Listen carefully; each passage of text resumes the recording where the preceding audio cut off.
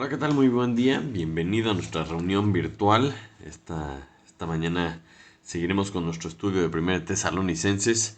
Espero que te encuentres bien. Y pues sin más vamos a empezar directo y de lleno. Hemos estado hablando acerca de muchos temas y a veces es complicado tratar de encajar todo lo que pasa en nuestras vidas, en la vida, digamos, física, en el día a día, con la vida espiritual. Y es que para entender la vida espiritual, la Biblia emplea muchas ilustraciones, pero una de ellas es la ilustración de un ejército, ¿no? Porque estamos en una guerra espiritual.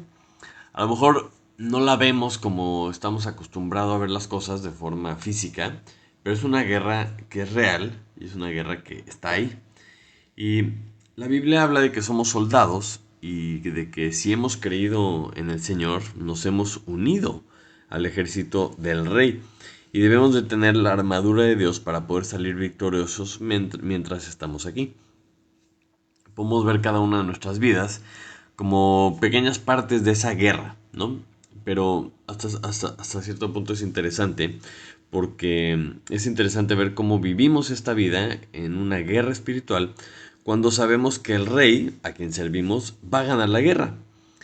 Em, pero mientras no regresa ese rey, nos corresponde estar luchando, nos corresponde estar avanzando en ese terreno. Es algo difícil a veces de entender porque leemos su palabra y sabemos que él va a ganar la batalla. Entonces se me viene ahí a la mente un poquito el dicho que dice que mariachi pagado no toca buen son. Y tal vez por el hecho de que creemos, ¿no? O si hemos creído en Jesucristo, tenemos vida eterna. Y si creemos en Él, como hablábamos en el pasaje anterior, creemos que Él va a regresar y va a derrotar a todos sus enemigos. A lo mejor no entendemos bien, pues, para qué estamos aquí o para qué estamos batallando, ¿no? A lo mejor pensamos, pues que venga, ¿no? Y pues que ya gane y que nos evite todo este sufrimiento de estar batallando. Y podemos simplificar un poco las cuestiones que la Biblia nos enseña. Pero no entendemos que somos, como quien dice, soldados rasos. Nosotros somos los soldados que reciben las órdenes del rey. Y nosotros no debemos de andar cuestionando las decisiones del general máximo de las fuerzas celestiales.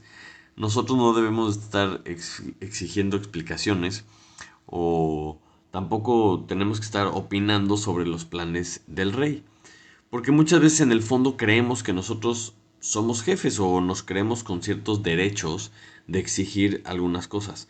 Queremos saber, queremos opinar, queremos tener la razón. Y para mí este pasaje es un increíble recordatorio de mi posición en Cristo. Es decir, quién es Él y quién soy yo. De lo que Él ha hecho por mí y de lo que yo debo hacer por Él. Y sobre todo de lo que es verdaderamente importante cuando pensamos en este tipo de temas como el final de los tiempos, que es un poquito de lo que hemos estado hablando. ¿Qué es lo importante? Entonces cerramos el pasaje anterior hablando del regreso del Señor, que iba a regresar con los que habían dormido con Él y de que íbamos a ser arrebatados juntamente con Él y así íbamos a estar con Él para siempre todos los que hayamos vivido. Entonces acompáñame a seguir leyendo en 1 Tesalonicenses, vamos al capítulo 5 y vamos a leer del 1 al 11. Del 1 al 11 dice así la palabra de Dios.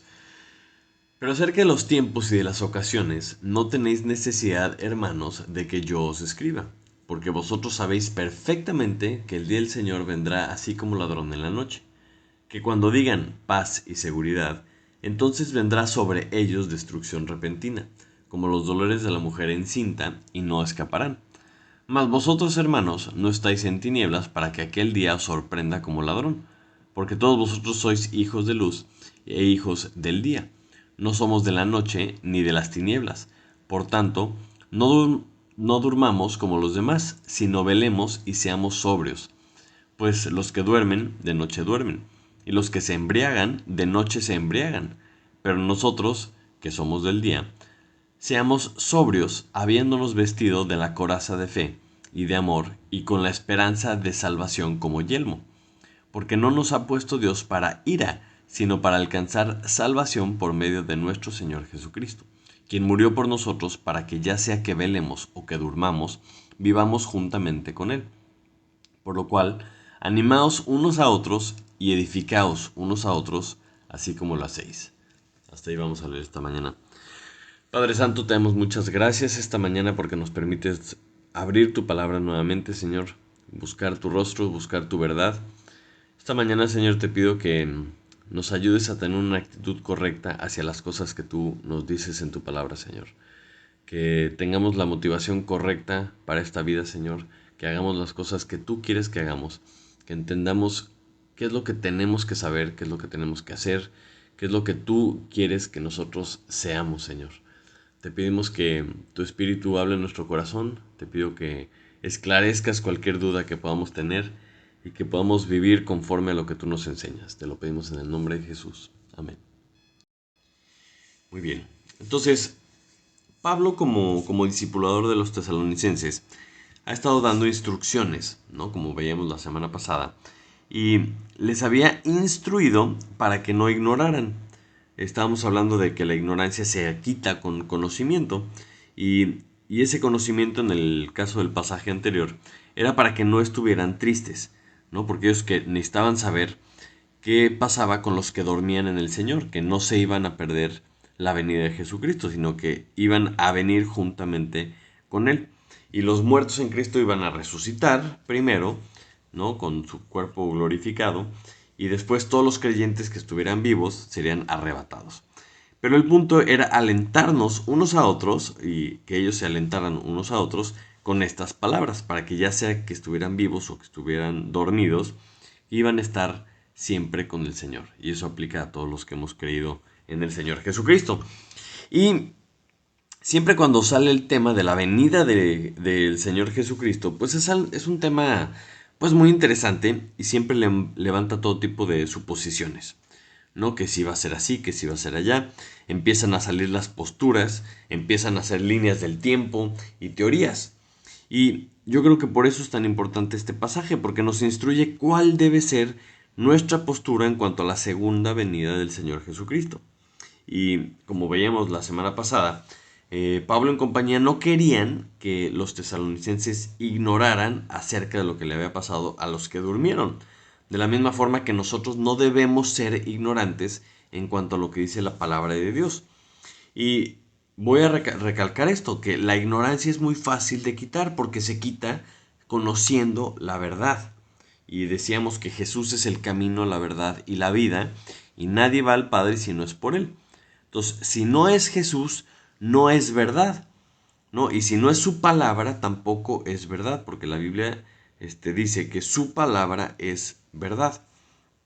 Y esta mañana, para el tema que vamos a ver hoy, vamos a hablar de una secuencia que es muy importante entender, eh, porque es determinante en lo que nosotros somos y en lo que hacemos. Es decir, nuestro ser, o sea, lo que nosotros somos, se basa en lo que sabemos y en lo que creemos. En las dos cosas. En lo que sabemos y en lo que creemos. Por eso es tan importante checar nuestras fuentes. Porque una fuente de saber, una fuente de conocimiento, puede ser pues, desde las noticias, ¿no? Puede ser lo que opina la gente, puede ser lo que nos enseña la escuela, puede ser un doctor, puede ser la Biblia. O sea, estas son fuentes de conocimiento, fuentes de saber. Pero una vez que somos expuestos a esta información, a esta fuente de información, lo que sigue es que decidamos lo que vamos a creer o no. Tú decides creerle a lo que dice el doctor, entonces vas y te tomas una pastilla. Tú decides creer lo que te enseñan en la escuela y pues lo metes en tu biblioteca, digamos, de conocimiento de que esto fue así, la historia de México, la historia universal, lo que sea que te enseñan en la escuela, tú decides creer que es cierto. Pero esto, o sea, ¿por qué es tan delicado? ¿Por qué es tan importante? Porque lo que tú decides creer afecta lo que tú eres. Porque como les decía, lo que somos está basado en lo que sabemos y en lo que creemos. Y esto es tan importante porque lo que somos también define lo que hacemos. ¿no? Y lo que hacemos con el paso del tiempo es nuestra forma de vivir. Son las cosas que hacemos, el conjunto de cosas que, que hacemos basado en nuestras opiniones, en lo que decidimos creer, basado en lo que sabemos. Entonces, por eso es tan importante las fuentes que tenemos para nuestro conocimiento, porque si creemos esas fuentes, pues va a ser determinante a nuestra vida, a lo que somos y a lo que hacemos. Y todo lo que somos, todo lo que hacemos, siempre tiene un fin esperado. Siempre tiene un propósito, ¿no? Un para qué haces las cosas. Algo tan trivial como un negocio, pues tú quieres hacer un negocio, ¿para qué? Pues para obtener dinero. Ah, excelente. Si tú quieres, este, si tú quieres saber o quieres obtener algún resultado particular una vez que mueras, ah, bueno, entonces tienes que buscar qué es lo que sabes, qué es lo que crees, y vas a actuar conforme a esto para obtener un resultado determinado después de la muerte y en cuanto a la eternidad. Y todo esto se traduce en una esperanza. Y todas estas 5 cosas las vamos a ver en el pasaje de hoy. O sea, lo que tenemos que ser con base en lo que sabemos y creemos, porque va a afectar lo que hacemos y el por qué lo hacemos, que es nuestra esperanza. Entonces, ¿qué dice Pablo? ¿No? Qué nos dice Dios en su palabra? En este pasaje que acabamos de leer, que podamos cuestionar en cuanto a nuestro conocimiento, si lo sabemos o no lo sabemos, y después vamos a preguntarnos si lo creemos o no lo creemos. Entonces, en el versículo 1 y 2 está muy interesante porque conecta lo que acaba de terminar de decir. Está hablando de la segunda venida del Señor, ¿no? Está diciendo que cuando regrese el Señor, iba a regresar con los que durmieron y los muertos en Cristo resucitarán primero y los que hayan quedado vivos van a ser arrebatados juntamente con el Señor. Entonces me imagino la cara de la gente que estaba leyendo esto con ojos de, wow, o sea, vamos a saber algo nuevo, va a ser una cosa, va a ser una revelación espectacular que nos va a decir Pablo, ¿no? Y muchas veces cuando leemos ese pasaje nosotros reaccionamos igual. Pero dice así, pero acerca de los tiempos y de las ocasiones, no tenéis necesidad, hermanos, de que yo os escriba, porque vosotros sabéis perfectamente que el día del Señor vendrá así como ladrón en la noche. Y dices, chin. O sea, dice que no es necesario que les escriba, porque sabían perfectamente. Y dice, a ver, espérame, ¿qué sabían perfectamente? ¿No? Dice que porque vosotros sabéis perfectamente que el día del Señor vendrá así como ladrón en la noche. Y como lo sabían así, o sea, lo sabían perfectamente, Pablo no iba a perder su tiempo con este tema. Porque dice, pues no es necesario que los escriba porque ustedes saben perfectamente que el día del Señor vendrá como ladrón en la noche. Entonces dices, ah, caray, ¿a poco sabemos esto perfectamente? ¿Sabemos perfectamente y por lo tanto no es necesario que Dios nos lo aclare? Acompáñame a ver unos pasajes para que veamos lo que dice la Biblia y nos pongamos a pensar si nosotros efectivamente sabemos esto perfectamente. Y empezamos con Marcos 13:32. Marcos 13, versículo 32. Dice así. Pero de aquel día y de la hora nadie sabe, ni aun los ángeles que están en el cielo, ni el Hijo, sino el Padre. O sea, dice que nadie sabe de aquel día, ¿no? Aquel día está refiriéndose a ese día en el que regrese el Señor. Dice que nadie sabe el día ni la hora, sino solo el Padre. Ok, esto nos pone a pensar. Eso es lo que nosotros sabemos o no. Acompáñame a Hechos 1, Hechos capítulo 1, versículos 7 y 8. Son versículos muy conocidos, pero a ver si nos enseñan algo nuevo.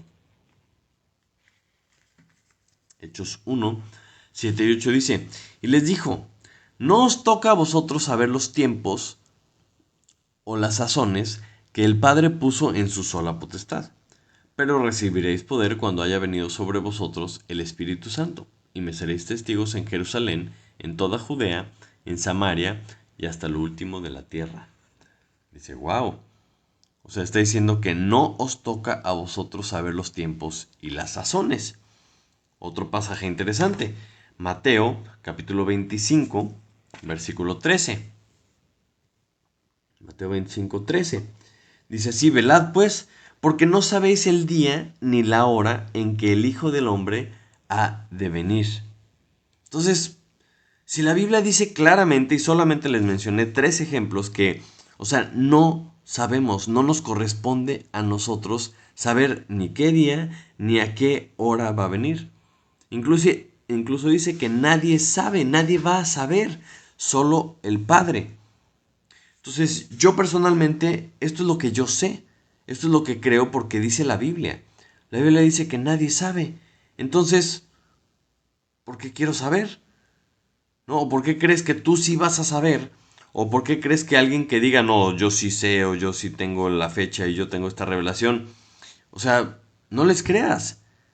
Porque si la Biblia dice que nadie sabe ni el día ni la hora de cuándo va a ser el día del Señor, pues entonces si alguien dice eso no lo creas, porque solamente el Padre lo va a saber. La pregunta con lo que sabemos es si lo creemos o no lo creemos. Porque la otra frase que dice aquí, que repite en varias ocasiones, es el día del Señor. Nuestro pasaje habla de el día del Señor. Entonces tenemos que ponernos a pensar, a ver, ¿sabes lo que significa el día del Señor? ¿Qué es lo que dice la Biblia acerca del día del Señor? Nuevamente, como les digo, ¿qué dice la Biblia acerca del día del Señor? Y no es tan complicado porque pues, aparece, o sea, alrededor de 19, 20 veces. A veces se menciona como el día de Jehová, a veces se menciona como aquel día, pero el concepto de el día del Señor es muy claro. Y en la Biblia nunca se refiere al día del Señor como si fuera un domingo, ¿no? O sea, no es como que el día del Señor, claro, es un domingo. Y vamos a ver por qué digo esto. Acompáñame a Amós, es un ejemplo profético del día del Señor. Amós 5, versículo 18 dice, hay de los que desean el día de Jehová. ¿Para qué queréis este día de Jehová? Será de tinieblas y no de luz, como el que huye de delante del león y se encuentra con el oso, o como si entrare en casa y apoyare su mano en la pared y le muerde una culebra. ¿No será el día de Jehová tinieblas y no luz, oscuridad que no tiene resplandor? Híjole, o sea, leemos esto y como que no es algo agradable, no es algo que se nos antoje. Otro ejemplo, Sofonías. Sofonías capítulo 1 y versículos del 14 al 18. Dice, cercano está el día grande de Jehová, cercano y muy próximo. Es amarga la voz del día de Jehová. Gritará ahí el valiente. Día de ira aquel día. Día de angustia y de aprieto. Día de alboroto y de asolamiento. Día de tiniebla y de oscuridad. Día de nublado y de entenebrecimiento. Día de trompeta y de algazara sobre las ciudades fortificadas y sobre las altas torres. Atribularé a los hombres y andarán como ciegos, porque pecaron contra Jehová. Y la sangre de ellos será derramada como polvo, y su carne como estiércol. Ni su plata ni su oro podrá librarlos en el día de la ira de Jehová, pues toda la tierra será consumida con el fuego de su celo, porque ciertamente destrucción apresurada hará de todos los habitantes de la tierra. O sea, este pasaje está hablando de destrucción, ¿no? A todos los que pecaron contra Jehová, ¿no? Y está hablando de cosas terribles. Y está hablando del día de Jehová. Un ejemplo en el Nuevo Testamento es 2 de Pedro 3:10. Dice, pero el día del Señor vendrá como ladrón en la noche, en el cual los cielos pasarán con grande estruendo, y los elementos ardiendo serán deshechos, y la tierra y las obras que en ella hay serán quemadas. Entonces estamos hablando de destrucción, estamos hablando de que se va a acabar, pues básicamente la creación. Estamos hablando de algo hacia el final, algo terrible. Y uno muy famoso lo encontramos en Isaías capítulo 13. Isaías capítulo 13, del 9 al 11. Dice así: He aquí el día de Jehová viene, terrible, y de indignación y ardor de ira, para convertir la tierra en soledad y raer de ella a sus pecadores. Por lo cual las estrellas de los cielos y sus luceros no darán su luz, y el sol se oscurecerá al nacer, y la luna no dará su resplandor. Y castigaré al mundo por su maldad, y a los impíos por su iniquidad. Y haré que cese la arrogancia de los soberbios, y abatiré la altivez de los fuertes. Nuevamente, el día de Jehová. Entonces, este día de Jehová, este día del Señor, o sea, no es algo que suene atractivo. O sea, es el día en que Jehová vendrá a derramar la ira sobre los habitantes de la tierra, sobre la creación que ha sido maldecida desde el inicio por causa del pecado.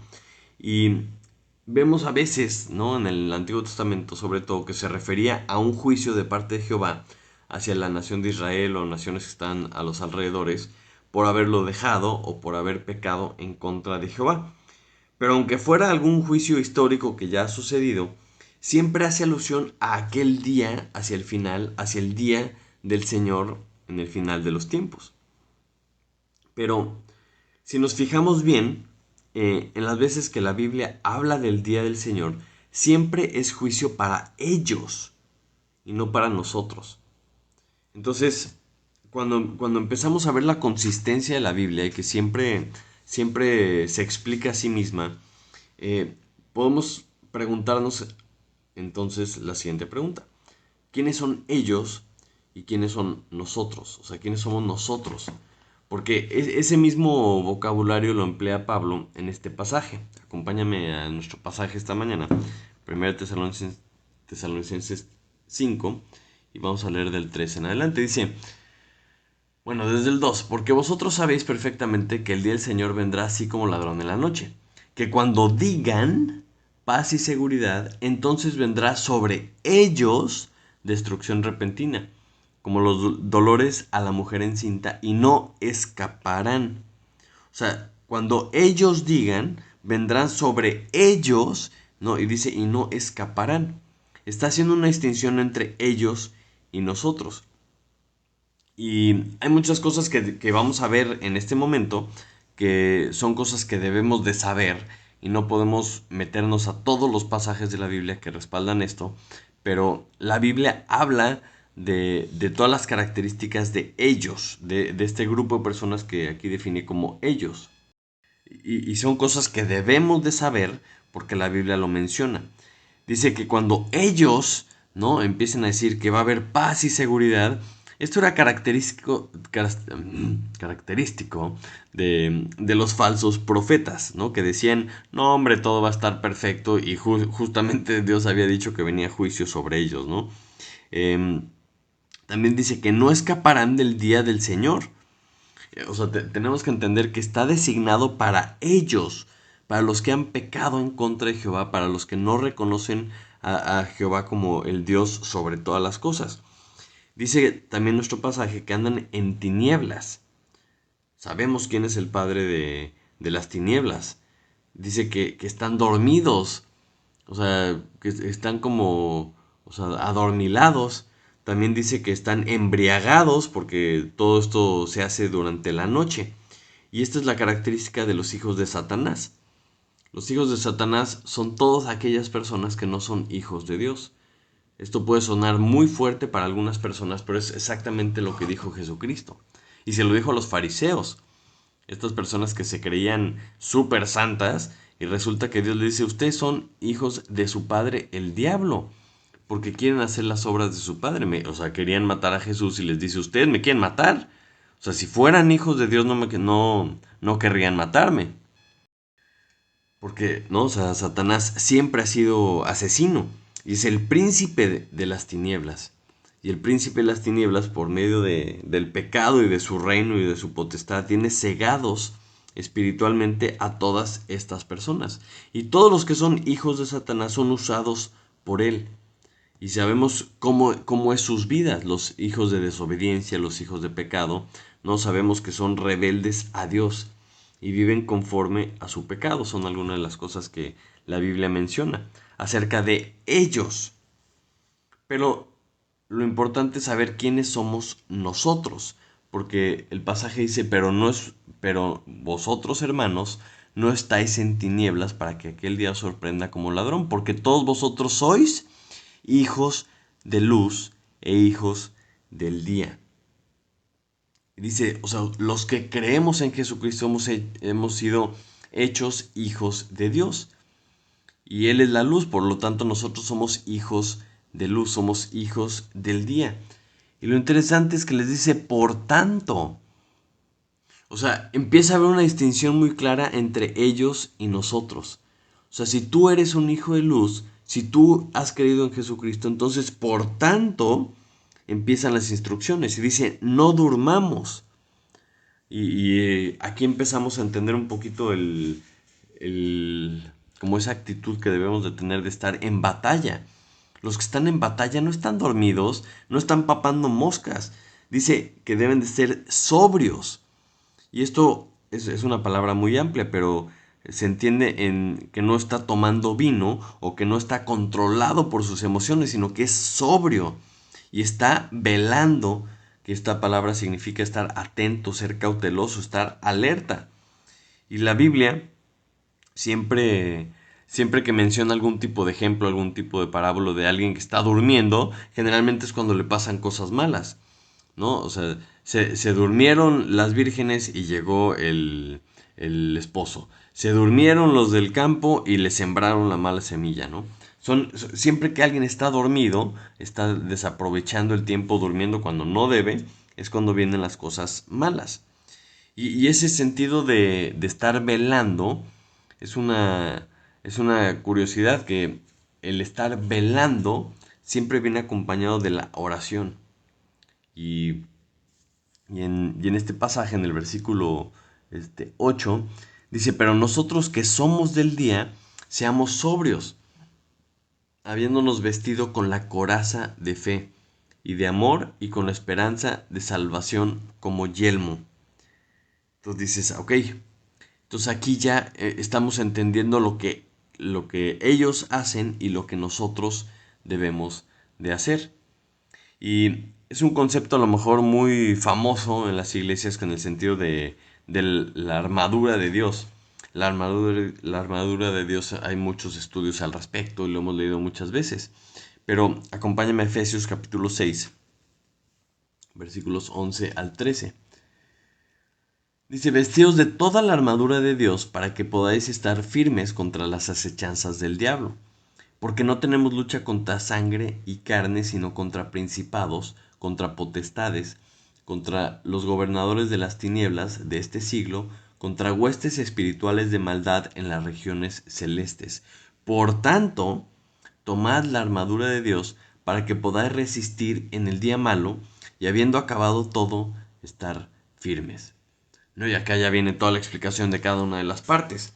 Pero en Tesalonicenses, Pablo hace un pequeño resumen de la armadura de Dios y habla de la coraza, ¿no? Esto que nos protege, que nos defiende contra los ataques, ¿cuál es esta coraza? La fe.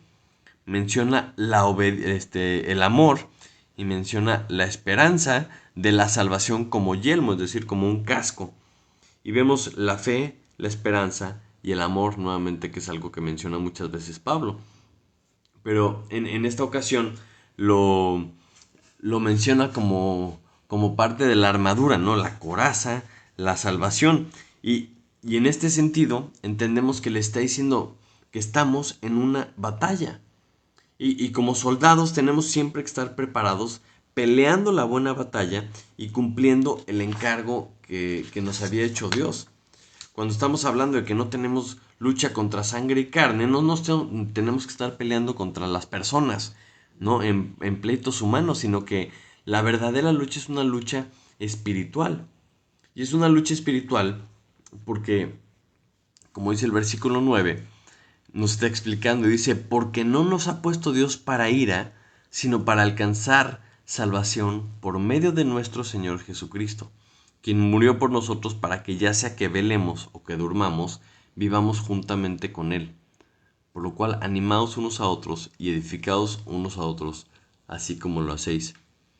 Es interesante cómo pasa de estar hablando del final de los tiempos, de estar hablando de lo que va a pasar, a decirles, miren, de los tiempos y de las ocasiones, no es necesario que les escriba porque saben perfectamente que no saben cuándo va a ser. Luego les hace una distinción entre qué es lo que hacen ellos, que viven en tinieblas, que están durante la noche embriagados y dormidos, y lo que tenemos que hacer nosotros. Nosotros los hijos de luz tenemos que estar como soldados, listos, batallando lo que estamos batallando en esta vida, avanzando lo que Dios nos ha mandado hacer. ¿Por qué? Porque tenemos una esperanza muy clara. Y esa esperanza es que vamos a estar con Jesucristo. Y nuevamente lo vuelve a decir. O sea, por tanto, como somos hijos de luz, tenemos que tener la armadura puesta. ¿Por qué? Porque tenemos la esperanza de que Jesucristo va a volver. Entonces aquí es donde se pone un poco autoanalítico cuando nos topamos con estos pasajes. Tenemos que preguntarnos verdaderamente cuál es nuestra esperanza en esta vida. ¿No? Porque muchas veces queremos saber y queremos tener claro cuáles son los tiempos y cuáles son las ocasiones y qué va a pasar primero y qué va a pasar después. Pero se me hace interesante este tipo de dudas, este tipo de cuestiones que a veces nos quitan muchísimo tiempo, porque tenemos que preguntarnos de dónde nace nuestro deseo de saber los tiempos y de las ocasiones. Y hay algunas cosas que se me vienen a la mente. Muchas veces queremos saber, pues no sé, si nos va a tocar o no nos va a tocar la gran tribulación. Entonces digo, pero ¿por qué quieres saber? A lo mejor porque en el fondo no quieres sufrir. En el fondo no quieres sufrir y dices, no, yo quiero saber para estar más tranquilo si voy a sufrir o no voy a sufrir. Pero pues también es interesante cuando se supone que nuestro saber, lo que nosotros creemos es lo que dice la Biblia. Romanos 5, por ejemplo, nos dice, justificados pues por la fe, tenemos paz para con Dios por medio de nuestro Señor Jesucristo, porque también tenemos entrada por la fe a esta gracia en la cual estamos firmes y nos gloriamos en la esperanza de la gloria de Dios. Todo bien hasta ahí. Pero luego dice, y no solo esto, sino que también nos gloriamos en las tribulaciones, sabiendo que la tribulación produce paciencia, y la paciencia prueba, y la prueba esperanza, y la esperanza no avergüenza, porque el amor de Dios ha sido derramado en nuestros corazones por el Espíritu Santo que nos fue dado. Hace unos pocos capítulos veíamos en el capítulo 3 que Pablo mismo le está diciendo a los tesalonicenses que estamos puestos para tribulación, para sufrir como sufrió el Señor. Y sabemos que vamos a sufrir por causa de Él. Entonces, si en algún momento dejamos que esa mentirita se nos mete en la cabeza de que sufrir está mal o de que, ay, vamos a hacer lo posible por no sufrir, es una mentira de Satanás. Y, y Satanás emplea esta mentira en muchos aspectos. O sea, por ejemplo, el dinero fácil es un buen ejemplo. No, o sea, no queremos pagar el precio de trabajar para obtener dinero. Siempre está esa cosquillita de que, ay, que si pudiera sacarme la lotería o si pudiera tener dinero sin trabajar. O sea, cuando Dios dijo que teníamos que trabajar y que nos iba a costar trabajo, pero también podemos confiar en Él de que Él nos va a proveer. Y entonces, cuando empezamos a ver estos conceptos generalizados de que tratar de no sufrir, tratar de tener un atajo, tratar de evitar lo que Dios dice, esas cosas no vienen de Dios.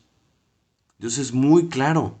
O sea, y podemos pensar en un soldado que está en plena batalla, equipado hasta los dientes para estar en la guerra, y él dice, ay no, pero yo no quiero sufrir. O a lo mejor ni siquiera está dispuesto a sufrir. Entonces es un soldado que no es obediente. Es un soldado que no entiende cuál es la situación en la que está. Porque un soldado que no quiere batallar, que no quiere sufrir, que no quiere estar en la guerra, pues entonces no es un soldado. O a lo mejor tú me dices, bueno, no, yo la verdad no me importa, yo sé que vamos a sufrir. Pero, entonces, ¿por qué quieres saber los tiempos y las ocasiones? A lo mejor es para saber más que otras personas. Pero, vamos a suponer, ¿tú crees que vas a poder saber más que Pablo con las revelaciones que él tuvo, con lo que él vivió, con lo que él sufrió. O sea, hay que tener cuidado con este tipo de cosas. Porque Pablo mismo dijo, todo lo que yo sé lo tengo por basura. Y él mismo, sabiendo que este era un tema que iba a salir constantemente, porque así somos, porque nos gusta saber, porque nos gusta saber más que el de al lado y poder cacarear todo lo que sabemos y lo inteligentes que somos, este, Pablo cuando le instruye a Timoteo, un pastor joven, le dice en 2 Timoteo, capítulo 2, versículos 14 al 18, dice una cosa muy interesante, porque dice, recuérdales esto, exhortándoles delante del Señor, a que no contiendan sobre palabras, lo cual para nada aprovecha, sino que es para perdición de los oyentes.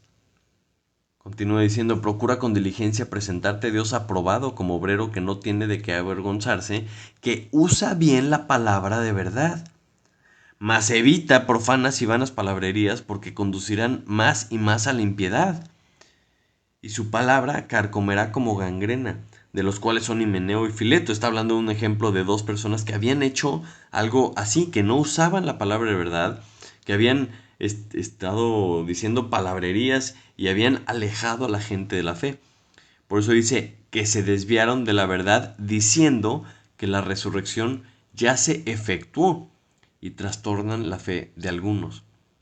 ¿Ves cómo dice que este tipo de palabrerías, este tipo de discusiones, que si es, que si no es, que si ya pasó la resurrección, que si no ha pasado, todo ese tipo de discusiones ya se estaban dando, dicen o sea, conducirían más y más a la impiedad. Iban a llevar a que la gente se alejara más de Dios. Y lo mismo vemos, el mismo principio vemos en Tito, en capítulo 3, versículo 8. Dice, palabra fiel es esta, y en estas cosas quiero que insistas con firmeza, para que los que creen en Dios procuren ocuparse en buenas obras. Estas cosas son buenas y útiles a los hombres, o sea, las buenas obras, pero evita las cuestiones necias y genealogías y contenciones y discusiones acerca de la ley, porque son vanas y sin provecho. Al hombre que cause divisiones después de una y otra amonestación, deséchalo, sabiendo que el tal se ha pervertido y peca y está condenado por su propio juicio. Es decir, las personas que empiezan a discutir, que empiezan a decir quién tiene la razón, quién no, quién tiene más revelación, quién no, causan división y dice aquí claramente que pecan. Entonces, o sea, como soldados rasos en la batalla de Dios, tenemos que estar bien, o sea, bien claros en cuál es nuestro deber. Nosotros no tenemos por qué exigir explicaciones, no tenemos por qué querer estar dando órdenes, somos soldados del rey, recibimos órdenes y estamos puestos para buenas obras, no para estar discutiendo, no para estar teniendo este tipo de problemas. Entonces, ¿cuál es nuestra esperanza? ¿Qué es lo que nos espera? ¿Qué es lo que nos motiva a, a que regrese el Señor Jesucristo? Pues debe ser Jesucristo mismo. O sea, por eso dice, porque no nos ha puesto Dios para ira, sino para alcanzar salvación por medio de nuestro Señor Jesucristo.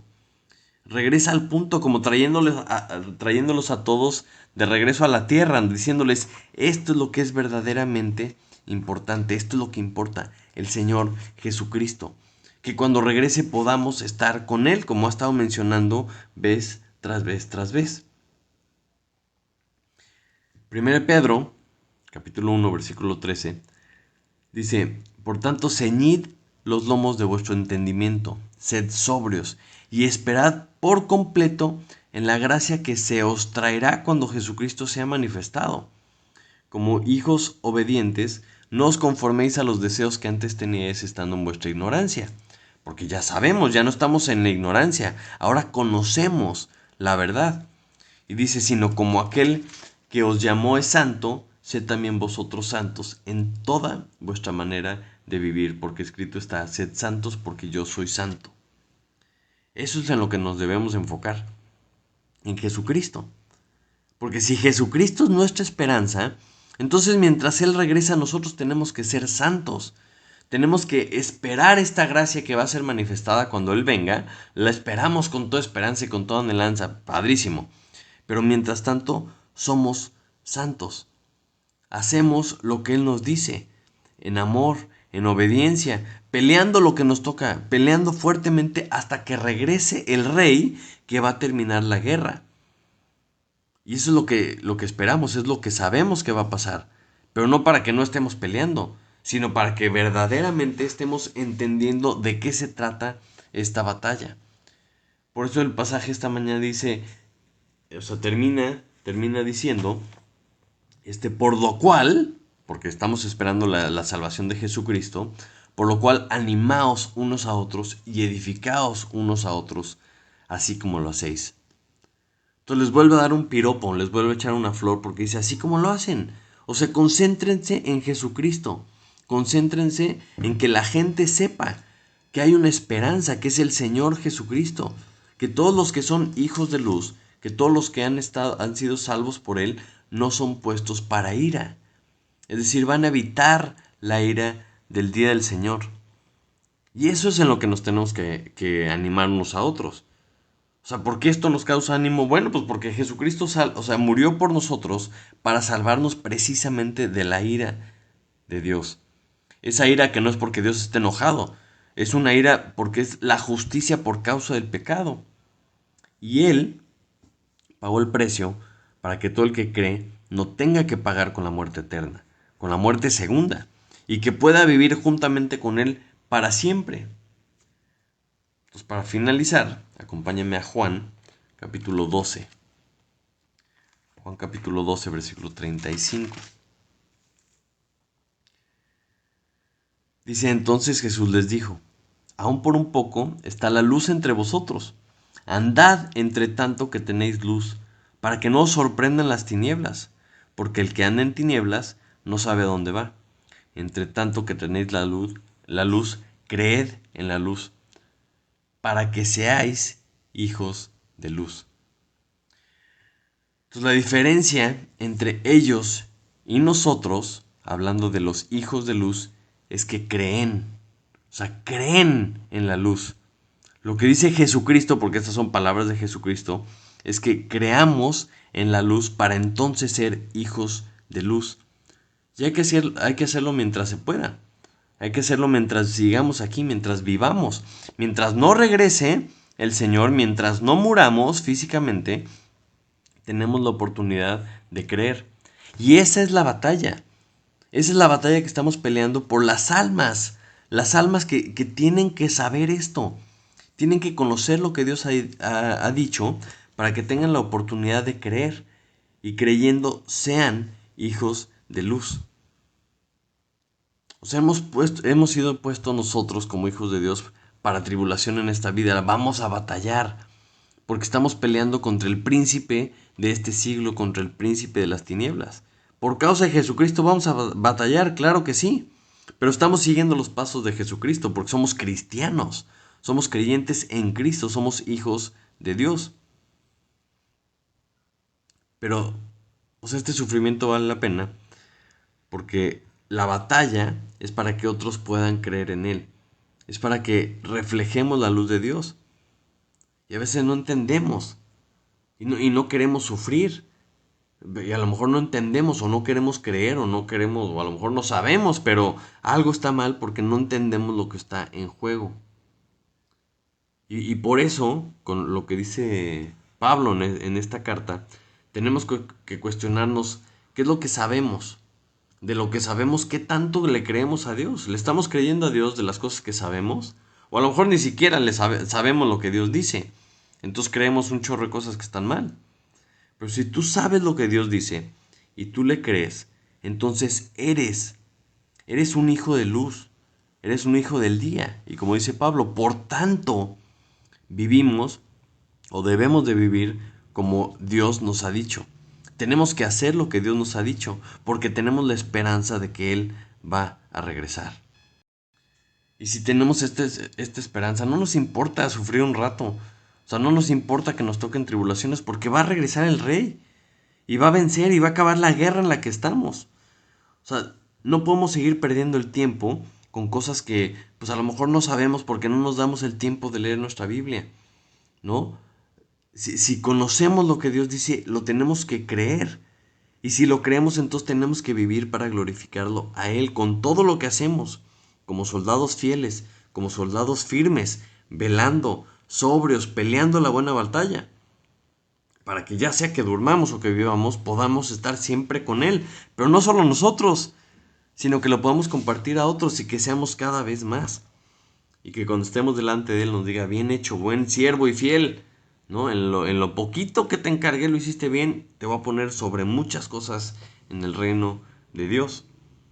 Y como iglesia eso es lo que tenemos que hacer. Todos nosotros, creyendo lo que sabemos de Él, lo que sabemos de la Biblia, vivamos y trabajemos como sus tropas, ¿no? Avanzando en el terreno de esta guerra espiritual, mientras Él regresa. Vamos a orar. Padre Santo, te damos muchas gracias porque tenemos acceso, Señor, al conocimiento de tu verdad, al conocimiento de tu palabra, Señor. Te pido por favor que tú abras nuestros ojos espirituales y que podamos creerte, Señor. Que podamos creer lo que tú dices y que creyendo, Señor, podamos vivir lo que tú quieres que vivamos, Señor. Que seamos hijos de luz, que seamos hijos del día y que vivamos como tal, Señor, reflejando tu luz para que otros puedan tener la misma esperanza que nosotros tenemos. La esperanza de que algún día vas a regresar. Va a regresar Jesucristo, Señor, a reinar y a vivir con nosotros y así vamos a poder estar para siempre. Te lo pedimos en el nombre de Jesús. Amén. Amén. Pues muchísimas gracias, que tengas una excelente semana. Nos vemos hasta la próxima. Bendiciones.